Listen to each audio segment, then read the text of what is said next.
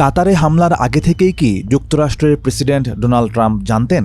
রাজধানী দোহায় হামাস নেতাদের ওপর চালানো হামলা ঘিরে এখন এই প্রশ্নই সবার সামনে। 10 সেপ্টেম্বর হোয়াইট হাউস জানিয়েছে হামলার আগে কাতারকে অবহিত করা হয়েছিল, তবে দোহা সরাসরি এই দাবি প্রত্যাখ্যান করেছে। কাতার বলছে হামলা শুরুর পর তারা যুক্তরাষ্ট্রের ফোন কল পেয়েছে। যদিও হোয়াইট হাউসের মুখপাত্র ক্যারোলিন লেভিট সাংবাদিকদের বলেছেন, যুক্তরাষ্ট্রের সেনা কর্মকর্তারা আগেভাগেই ইসরায়েলের পরিকল্পনার কথা জানিয়েছিলেন।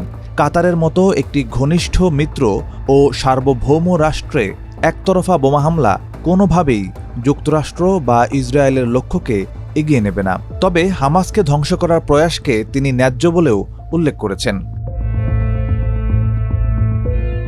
লেভিট দাবি করেন, ট্রাম্প তার বিশেষ দূত স্টিভ উইটকফকে দায়িত্ব দিয়েছিলেন কাতারকে আসন্ন হামলার ব্যাপারে অবহিত করতে। কিন্তু কাতারের পররাষ্ট্র মন্ত্রণালয়ের মুখপাত্র মাজেদ আল আনসারি এক বিবৃতিতে জানান, হামলার সময় বিস্ফোরণের শব্দ শোনা যাচ্ছিল। এমন মুহূর্তে যুক্তরাষ্ট্রের ফোন আসে। হামলার আগে কাতারকে অবহিত করা হয়েছিল এমন বক্তব্য সম্পূর্ণ মিথ্যা।